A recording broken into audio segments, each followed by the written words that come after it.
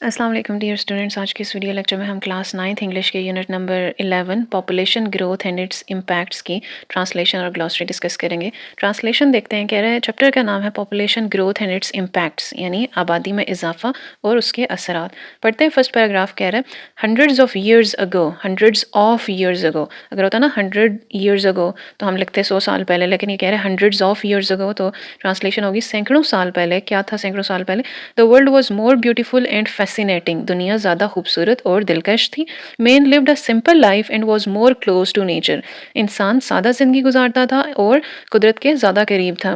ठीक है, वैसे होता क्लोज़र है, लेकिन हमने एम्फोसाइज करने के लिए यहाँ पे मोर क्लोज, आपको पता है क्लोज की कंपैरेटिव डिग्री क्या होती है, क्लोज़र, लेकिन इनने जोर देने के लिए मोर क्लोज लगा दिए। ठीक है, कुदरत के ज़्यादा करीब था। He was surrounding by He was surrounded by a clean, fresh, green and pleasant environment. वो clean यानी साफ, fresh यानी ताज़ा, green यानी सब्ज और pleasant यानी खुशगवार माहौल से घिरा हुआ था। ठीक है, उसके इर्द गिर्द क्या था? साफ, ताज़ा, सब्ज और खुशगवार माहौल था। The soil was rich. ज़मीन जरहेज थी। Water was crystal clear and sweet. पानी शफाफ और मीठा था। The air was fresh and clean. हवा ताज़ा और साफ थी। The vicinity where he lived was not crowded. वो इलाका यानी vicinity होता है आपके इर्द गिर्द जो एरिया है। ठीक है, तो जहाँ वो रहता था वॉज नॉट क्राउडेड, वो जगह ज़्यादा पुरहजूम नहीं थी। ठीक है, उधर ज़्यादा हजूम नहीं था। The people around were well known to him. उसके इर्द गिर्द जो लोग थे वो उसके जाने पहचाने थे। ठीक है, यानी वो उन सबको जानता था, क्योंकि इतने कम लोग थे। जैसे एक आप मोहल्ले में, छोटे से मोहल्ले में रहते हो ना, गाँव में किसी मोहल्ले में रहते हो तो आपको पता होता है फ़लाँ घर में फ़लाँ बंदा रहता है, उसकी फैमिली में कौन कौन है। लेकिन जब एक क्राउडेड सिटी में रहते हो तो आपको अपने साथ वाले का भी नहीं पता होता कि उसका नाम क्या है, कितने लोग हैं उसके घर में, वगैरह वगैरह। ठीक है, तो कह रहे हैं they shared their joys and sorrows. वो अपनी खुशी और गम में एक दूसरे के साथ शरीक होते थे। यानी कि अपनी खुशी और गम को वो एक साथ दूसरे के साथ बांटते थे।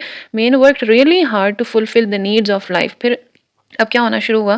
पहले तो ये सब कुछ ऐसे था, फिर ज़ाहिर बात है इंसान के रहने का जो तरीका है उसमें चेंजिंग आएगी। उसी की वो बात कर रहा है, वही हमें पॉपुलेशन ग्रोथ की तरफ ले जाएगी। देखते हैं वो क्या कह रहा है। कह रहा है men work really hard to fulfil the needs of life. इंसान ने अपनी ज़रूरियात ज़िंदगी पूरी करने के लिए बहुत सख्त मेहनत की। He worked in the field. वो खेतों में काम करता। ग्रू क्रॉप्स एंड वेजिटेबल्स। फसलें और सब्जियाँ उगाता था। He kept cattle. वो मवेशी पालता था। Butter, cheese, bread, cakes and cookies were made at home. Butter मक्खन, चीज़ पनीर, ब्रेड डब रोटी या जस्ट रोटी, केक्स केक हो गए, कुकीज़ क्या हो गए, बिस्किट वगैरह, वो सब कुछ क्या करता था, घर पे बनाता था। Horses and ponies were used for riding and carrying loads. Horse's घोड़े और पोनीज उनका जो यंग घोड़े हो गए, वो क्या करता था, were used for riding and carrying loads. वो सवारी और सामान उठाने के लिए इस्तेमाल किए जाते थे। He was contented and happy. वो कंटेंटेड था यानी मुतमईन था, या आपने द गोल्डन टच में भी वर्ड पढ़ा है, वो मुतमईन और खुश था। The life was going on peacefully and pleasantly. ज़िंदगी क्या पीसफुली यानी पुरअमन तरीके से और प्लेजेंटली खुशगवार अंदाज में गुजर रही थी। लेकिन फिर क्या हुआ? अब जो है एक इनकलाब आया। After a long period of time, कह रहा है वो जो सैकड़ों साल के काफ़ी लंबा अरसा बाद इनकलाब आया। क्योंकि इनकलाब जो है कोई हमारे अभी हम 2024 हैं, तो इनकलाब समझ लें 1500s में आया होगा, बहुत लेट इनकलाब आया। कह रहा है after a long period of time, एक बहुत ही लंबे अरसे के बाद, a revolution came into the life of man. इंसान की ज़िंदगी में एक इनकलाब आया। कब इनकलाब आया? When the wheel was invented. जब पहिया इजाद हुआ। व्हील की इन्वेंशन क्यों इंपॉर्टेंट है? क्योंकि इसके बाद इन्वेंशंस का एक जैसे सिलसिला स्टार्ट हो गया, सीरीज स्टार्ट होगी, इसलिए वो कह रहे हैं कि जब सबसे पहले व्हील इजाद हुआ तो उसके बाद इंसान की ज़िंदगी में इनकलाब आ गया। कह रहा है that was the beginning of a new era. वो यही बात कह रहा है कि ये एक नए दौर का आगाज़ था। द ईरा ऑफ इन्वेंशंस यानी ईजादात का दौर। ठीक है, व्हील की ईजाद से ईजादात का एक दौर शुरू हो गया। Men invented remarkable machines. इंसान ने रिमार्केबल शानदार मशीनें ईजाद की। From a telephone to a cell phone, यानी पहले टेलीफोन होता था, अब वो सेल फोन में कन्वर्ट हो गया तरक्की कर करके। From a typewriter to a computer. Typewriter जिस पर टिक टिक करके आप यानी उसकी स्क्रीन नहीं होती थी, आप पेपर उसमें रखते थे। ठीक है, वहाँ से तरक्की करते करते एक कंप्यूटर आ गया जिस पर आप डायरेक्ट प्रिंट निकालते हो आप। From a steam engine to a bullet train. भाप वाली इंजन, ठीक है, धुएं से जो चलती थी, कोयले जला के जो स्टीम गैदर होती थी उससे वो इंजन चलती थी, टू अ बुलेट ट्रेन। ठीक है, अब तो electric train, electric vehicles, cars आ गई हैं। ठीक है, from a hot air balloon to a jet airplane. गर्म हवा के गुब्बारे से जेट तैयारे तक ये इंसान ने क्या किए? रिमार्केबल मशीन्स बनाई हैं। कह रहा है the discovery of penicillin followed by vaccine. कह रहा है पेनिसिलिन की दरियाफ्त और उसके बाद वैक्सीन की दरियाफ्त ने क्या कर दिया? Put an end to many fatal diseases like smallpox. उसने स्मॉल पॉक्स, चीचक जैसी मुख्तलिफ बीमारी, फेटल हलाक कर देने वाली, ख़त्म कर देने वाली मुख्तलिफ बीमारियों का क्या कर दिया? खात्मा कर दिया है। पॉक्स के बारे में कहा जाता है कि ये डिज़ीज़ 3000 साल तक रही, ठीक है? वायरल इन्फेक्शन जो था 3000 साल तक रहा, तो इतने लंबे अरसे के लिए ज़ाहिर बात है उस टाइम ट्रीटमेंट भी नहीं होता था। काफ़ी 1900s में इसकी वैक्सीन बनी, तो उससे पहले अगर 3000 साल तक ये डिज़ीज़ रहती है तो इसने कितनी डेथ्स कॉज़ की होंगी, बहुत ही ज़्यादा। तो वो कह रहे हैं discovery of penicillin followed by vaccine put an end to many fatal diseases. Fatal disease यानी मुख़्तलिफ़ बीमारी बन गई थी, यानी जिसको होगी वो बस मर गया समझ लें, ठीक है? कह रहे हैं पेनिसिलिन की दरियाफ्त और उसके बाद वैक्सीन ने चेचक जैसी मुख्तलिफ बीमारियों का खात्मा कर दिया था। एज अ रिजल्ट अब नतीजे के तौर पे क्या हो रहा था, the rate of mortality decreased, यानी कि शरह अमवात जो थी, यानी लोगों के मरने की जो शरह थी, रेट था, वो कम होता गया, ठीक है? अब कम लोग मरने लगे। पहले क्या होता था कि जितने लोग पैदा हो रहे हैं उतने मर भी रहे हैं, लेकिन ये वैक्सीन आना शुरू होगी तो लोग तो उसी प्रोपोर्शन से पैदा हो रहे हैं, बच्चे पैदा हो रहे हैं, लेकिन मरने वाले लोग कम नहीं हो रहे। तो अब क्या वो इसको किस चीज़ से रिलेट करेगा कि आबादी में इजाफा होता जा रहा है। कह रहा है all these things brought a great change in the life of an ordinary man. कह रहा है इन तमाम चीज़ों ने एक आम आदमी की ज़िंदगी में बहुत बड़ी तब्दीलियाँ लाई थी। Now population started growing rapidly, अब आबादी तेज़ी से बढ़ने लगी। More people required more food, अब आबादी बढ़ने लगी तो ज़्यादा लोग हो गए, ज़्यादा लोगों को क्या चाहिए, ज़्यादा खुराक चाहिए, मोर स्पेस, ज़्यादा रहने के लिए ज़्यादा जगह चाहिए, इन मोर फैसिलिटीज़ ऑफ लाइफ, और ज़्यादा ज़िंदगी की ज़्यादा सहूलियात चाहिए, ठीक है? तो अब क्या हो रहा है, main got worried about that, ठीक है? मेन यानी कि जो आपकी हुकूमत में लोग होते हैं या साइंटिस्ट होते हैं, ये सारे इस बारे में परेशान होने लगे और इसका कोई हल सोचने लगे, ठीक है? कह रहा the advanced countries of the world sensed the danger, दुनिया के तरक्की याफ्ता ममालिक ने इस खतरे को महसूस किया। दे मेड केयरफुल प्लान्स, उन्होंने मुख्तात मनसूबे बनाए, ठीक है? एहतियात से मनसूबे बनाए कि कैसे इस चीज़ को कंट्रोल किया जाए, ठीक है? And succeeded in controlling the population growth, और आबादी में इजाफे को काबू करने में वो कामयाब रहे। कौन रहे कामयाब रहे? एडवांस्ड कंट्रीज कामयाब रहे, लेकिन अंडर डेवलप्ड कंट्रीज में क्या हुआ, कह रहा है but the under developed countries paid no attention to control population. कह रहा है लेकिन जो अंडर डेवलप्ड पसमानदा ममालिक हैं उन्होंने पॉपुलेशन को ड्यू टू वन रीज़न और द अदर, किसी न किसी वजह से पॉपुलेशन को, आबादी को काबू करने पर कोई तवज्जो ना दी, ठीक है? दैट इज़ वाई, यही रीज़न है कि the population of the backward countries, के पसमानदा ममालिक की आबादी, यानी जो इतने तरक्की याफ्ता ममालिक नहीं हैं, उनकी आबादी क्या हो रही है, इज़ मोर, वो ज़्यादा है as compared to the population of the advanced countries, यानी तरक्की याफ्ता ममालिक के मुकाबले में काफ़ी ज़्यादा है। कह रहे हैं population is increasing rapidly in under developed and developing countries, आबादी पसमानदा और तरक्की पजीर ममालिक, ठीक है? 3 तरह के कंट्रीज़ यहाँ पे उन्होंने बताए हैं जो बिल्कुल एक जिनकी हालत ख़राब है, ठीक है? बैकवर्ड कंट्रीज़ या अंडर डेवलप्ड कंट्रीज़, उनमें कोई डेवलपमेंटल प्रोजेक्ट्स नहीं हो रहे। कुछ कंट्रीज़ हैं डेवलपिंग कंट्रीज़ हैं, ठीक है? उनमें कुछ डेवलपमेंटल प्रोजेक्ट्स हो रहे हैं, और कुछ हैं एडवांस्ड कंट्रीज़ हैं, यानी कि वो हाईली डेवलप्ड कंट्रीज़ हैं। कह रहे आबादी पसमानदा और तरक्की पजीर ममालिक में तेज़ी से बढ़ रही है। These countries include Pakistan, India, China, Indonesia, Africa and Latin America. इन ममालिक में कौन कौन से शामिल हैं? पाकिस्तान, भारत, चीन, इंडोनेशिया, ठीक है? अफ्रीका और लातीनी अमेरिका, ठीक है? आपने 2 अमेरिकाज़, अगर किसी को कॉन्टिनेंट्स आप लोगों को पता है तो आपको पता है एक साउथ अमेरिका है और एक नॉर्थ अमेरिका है, और साउथ अमेरिका को लैटिन अमेरिका भी बोला जाता है। आगे वो कह रहे हैं Pakistan is a developing country, Pakistan एक तरक्की पजीर मुल्क है। When it came into being on 1947, जब ये 1947 में वजूद में आया, its population was only 30 million, तो इसकी आबादी सिर्फ 3 करोड़ थी। लेकिन अब क्या हो गया, बट एट प्रेजेंट, यानी कि जिस वक्त में ये किताब लिखी गई, पब्लिश की गई, its population is about 200 million, तो उसकी आबादी तकरीबन 20 करोड़ हो चुकी थी, यानी कि 3 करोड़ से 20 करोड़ हो चुकी है। कह रहा है it means the population has increased about 6 times, इसका क्या मतलब है कि आबादी तकरीबन 6 गुना बढ़ गई है। It is increasing at the rate of 3.5% per annum approximately तकरीबन, पर एनम का मतलब होता है पर एनुअल, ठीक है? यानी एनुअली, सालाना तौर पे। वो कह रहा है सालाना तकरीबन 3.5% के रेट से इसकी आबादी बढ़ रही है, पाकिस्तान की आबादी बढ़ रही है। आप इसको कैसे लिख सकते हो, पाकिस्तान की आबादी या ये तकरीबन 3.5% सालाना की शरह से बढ़ रही है। This rapid population growth has created many problems, आबादी में इस तेज़ इजाफे ने, तेज़ रफ्तार इजाफे ने कई मसाइल पैदा किए हैं, ठीक है? रैपिड क्या हो गया, तेज़, ठीक है? द ग्रीन फर्टाइल फील्ड्स, कह रहे सब्ज जरहेज खेत, that produced crops and vegetables, जो फसलें और सब्जियां पैदा करते थे, आर श्रंक, वो सुकड़ गए हैं, और रिप्लेस्ड बाय हाउसेज, मार्केट्स और बिल्डिंग्स, या उनकी जगह मकानात, बाजारों और इमारतों ने ले ली हैं।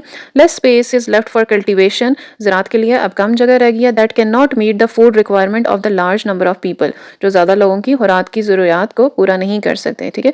Less space is left for cultivation, ज़राअत के लिए कम जगह रह गई है। That can not meet the food requirement of large number of people, जो ज़्यादा लोगों की खुराक की ज़रूरियात पूरा नहीं कर सकती, वो जगह यानी इतनी कम है कि वो जितने लोग खाने वाले हैं उतना खाना प्रोड्यूस नहीं हो रहा। कह रहा है that created shortage of several food items in high prices. इसका रिजल्ट क्या निकला है कि shortage of several food items, खुराक की अशिया में कमी होगी इन हाई प्राइसेस, और जो चीज़ हम पीछे बच गई वो महंगी होती गई। ठीक है, आगे कह रहा है सिटीज़ आर एक्सपेंडिंग, शहर फैल रहे हैं, and population is growing up, और आबादी बढ़ रही है। Families are also spreading out, खानदान भी फैल रहे हैं। ठीक है, कैसे फैल रहे हैं कि पेरेंट्स हैं, उनके बच्चे हैं, उनकी शादियां हो रही हैं, उनके आगे बच्चे हो रहे हैं। ठीक है, तो आप देखते हो ना कि पहले सब एक घर में रहते हैं, लेकिन अब सभी की अलग अलग फैमिलीज हैं, तो उनको भी अलग घर चाहिए। ठीक है, इस तरह एक्सपेंड हो रहा है हर चीज़, और ज़्यादा जगह चाहिए, ज़्यादा खुराक चाहिए, ज़्यादा लोग हैं रहने के लिए। कह रहा when the number of the members of family increase, ये paragraph exams point of view से इंपॉर्टेंट है। कह रहा when the number of members of a family increase, जब खानदान के अफराद की तादाद बढ़ती है, इट नीड्स मोर रिसोर्सेज, तो उसे ज़्यादा वसाइल की ज़रूरत होती है। सीरियस प्रॉब्लम्स अराइज, कह रहे संगीन मसाइल पैदा होंगे if the income is less than the expenditure, अगर आमनी हज से कम हो। ठीक है, अगर आमनी हज से कम हो तो संगीन मसाइल पैदा होते हैं। ये आप देख सकते हो, ये कौन सा सेंटेंस है। इफ़ यहाँ पे यूज़ हुआ है तो ये कंडीशनल टाइप 1 सेंटेंस है। कह रहे हैं अगर आमनी हद से कम हो तो संगीन मसाइल पैदा होते हैं। आपने इसकी बामुहावरा ट्रांसलेशन लिखनी होती है, तभी आपको जाके मार्क्स मिलते हैं। कह रहे their children fall victims to malnutrition, उनके बच्चे ग़िज़ाई किल्लत का शिकार हो जाते हैं। किन के बच्चे? जब ऐसी फैमिली जहाँ पे बहुत ज़्यादा अफराद हों, खाने को कम चीज़ें मिल रही हैं, तो फिर क्या होगा, उनके बच्चे ग़िज़ाई किल्लत का शिकार होते हैं, माल न्यूट्रिशन। ठीक है, there education and health is a big problem, उनकी तालीम और सेहत एक बड़ा मसला बन जाती हैं। ठीक है, क्योंकि तालीम और सेहत दोनों के लिए पैसे रिक्वायर्ड होते हैं, तो कमाने वाला एक हो, खाने वाले ज़्यादा हों, तो ये एक बहुत बड़ा मसला बन जाता है। कह रहे moreover enough space is not available for the rapidly growing families. Moreover मजीद ये कि enough space is not available, एक मुनासिब जगह दस्तियाब नहीं है, for the rapidly growing families, तेज़ी से बढ़ने वाले ख़ानदानों के लिए। आप इसकी फुल लाइन ट्रांसलेशन क्या करोगे? मजीद ये कि तेज़ी से बढ़ने वाले ख़ानदानों के लिए मुनासिब जगह दस्तियाब नहीं है। There needs can not be fulfilled properly, उनकी ज़रूरियात को प्रॉपरली यानी सही तरीके से पूरा नहीं किया जा सकता। And they get into several mental and physical deficiencies, तो वो कई किस्म की जहनी और जिस्मानी कमियों का शिकार हो जाते हैं। डेफिशिएंसी लैक होता है, कमी होता है। कह रहा है उनकी ज़रूरियात को सही तरीके से पूरा नहीं किया जा सकता, और वो कई जहनी और जिस्मानी कमियों का शिकार हो जाते हैं। When the population of a country increases, जब किसी मुल्क की आबादी बढ़ती है, many developmental projects plans of a government of the government remain incomplete, तो हुकूमत के कई तरक्याती मनसूबे नामुकम्मल रह जाते हैं। Educational and health facilities are not available to all the citizens, तालीमी और सेहत की सहूलियात तमाम शहरियों को दस्तियाब नहीं होती। Public parks and playgrounds are not available to the children, public parks, अवामी पार्क, प्ले ग्राउंड, खेल के मैदान are not available to the children, बच्चों को दस्तियाब नहीं होते। Thus the standard of living becomes low, यूँ स्टैंडर्ड ऑफ लिविंग यानी ज़िंदगी का मयार कम हो जाता है। ठीक है, ये दोनों पैराग्राफ्स जो हैं आपने इनको अच्छे तरीके से करना है, क्योंकि एग्जाम्स पॉइंट ऑफ व्यू से इंपॉर्टेंट हैं। लास्ट पेज देखते हैं। कह रहा है rapid and uncontrolled population growth causes many problems such as child labour, begging, street crimes and above all unemployment. कह रहा है रैपिड तेज़ी से, अनकंट्रोल्ड तेज़ी से बढ़ती हुई, अनकंट्रोल्ड यानी बेकाबू आबादी क्या करती है, कॉजेज मेनी प्रॉब्लम्स बहुत से मसाइल पैदा करती है, सच एज चाइल्ड लेबर जैसे कि बच्चों से लिया जाने वाला काम, बेगिंग भीख मांगना, स्ट्रीट क्राइम्स वराना जराइम, और कह रहे हैं अबव ऑल अनएम्प्लॉयमेंट सबसे बढ़ के बेरोज़गारी। फुल लाइन ट्रांसलेशन क्या होगी, तेज़ी से बढ़ती हुई और बेकाबू आबादी, बच्चों की मशक्क़त, भीख मांगने, सड़कों पे होने वाले जराइम या पेशा वराना जराइम, और सबसे बढ़ के बेरोज़गारी जैसे कई मसाइल पैदा करती है। When young people can not find any job to earn their living, जब नौजवान आदमी अपनी रोज़ी कमाने के लिए कोई काम नहीं ढूंढ पाते, they begin to commit crimes, तो वो जराइम करने लगते हैं। आगे कह रहे हैं they use unfair means to get money, वो पैसे हासिल करने के लिए अनफेयर मीन्स यानी नाजायज़ ज़रा इस्तेमाल करते हैं। एंड डेवलप नेगेटिव एटीट्यूड्स, और मनफी रवैया पैदा करते हैं। ठीक है, लास्ट पैराग्राफ है और ये एग्ज़ाम्स पॉइंट ऑफ व्यू से इंपॉर्टेंट है। इसमें कह रहा है Pakistan is our homeland, Pakistan हमारा वतन है। ठीक है, आप इसको कंट्री जैसे होता है, मुल्क होता है, नेशन कौम होता है, होमलैंड वतन होता है, तो आप इसी में ट्रांसलेट करेंगे। ठीक है, आपको होम और मुल्क नहीं लिख सकते। कह रहा है वी शुड फील, हमें महसूस करना चाहिए, और टेक रिस्पॉन्सिबिलिटी, और हमें ज़िम्मेदारी लेनी चाहिए। किस चीज़ की ज़िम्मेदारी लेनी चाहिए? टू पुट आवर शेयर, कि हम अपना हिस्सा डालें, in the development of our beloved country, अपनी महबूब अपने महबूब मुल्क की तरक्की में अपना हिस्सा डालने की ज़िम्मेदारी हमें लेनी चाहिए, ठीक है। कह रहे हैं वी शुड वर्क हार्ड, हमें सख्त मेहनत करनी चाहिए to lead a prosperous life, कि हम एक खुशहाल ज़िंदगी गुजार सकें। We should show positive contribution for Pakistan, हमें पाकिस्तान के लिए मुस्बत किरदार अदा करना चाहिए। To have an outstanding reputation in the world, ताकि हम दुनिया में शानदार रेपुटेशन यानी एक मकाम हासिल कर सकें, हमारी एक शानदार साख हो, ठीक है, इज़्ज़त हो, मर्तबा हो। कह रहा आर प्राइड, हमारी इज़्ज़त, फेम, हमारी शोहरत, और नेम यानी हमारा नाम, is due to our country, हमारे मुल्क की वजह से है। लेट अस जॉइन हैंड्स, आए हम सब क्या करें, हाथ मिलाएं, ठीक है, मिल कर क्या करें, टू ओवरकम द प्रॉब्लम्स, के मसाइल पर हम काबू पा सकें, एंड मेक पाकिस्तान, और पाकिस्तान को बनाएं अ स्ट्रॉन्ग, एक मजबूत, प्रॉस्पेरस, खुशहाल and ideal country on the globe, और मिसाली मुल्क पूरी दुनिया में पाकिस्तान को बनाएं, ठीक है। फुल लाइन ट्रांसलेशन आप इसकी क्या कर सकते हैं, आए हम सब मिलकर मसाइल पर काबू पाएं और पाकिस्तान को दुनिया में एक मजबूत, खुशहाल और मिसाली मुल्क बनाएं।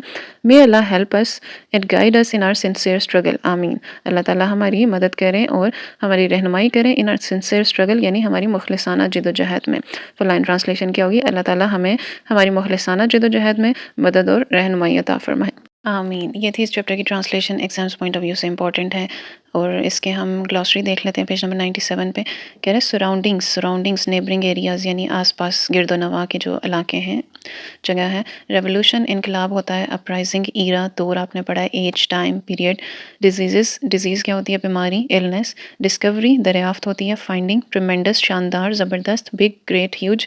नेसेसरी, ज़रूरी, इंपॉर्टेंट। फैसिलिटीज़, सहूलियात, कम्फर्ट्स। एडवांस्ड कह रहे तरक्की याफ्ता, डेवलप्ड। मोर्टेलिटी होती है अमवात, ठीक है, डेथ्स। रैपिड, तेज़ी से। क्विक, फ़ौरन। और सेंस्ड है लास्ट पे, स्मेल्ड यानी कि महसूस किया, महसूस करना, ठीक है, उसकी पास्ट फॉर्म यहाँ पे यूज़ हुई है। ये थी आप लोगों की चैप्टर नंबर 11 की ट्रांसलेशन और ग्लॉसरी, इंतहाई इंपॉर्टेंट है।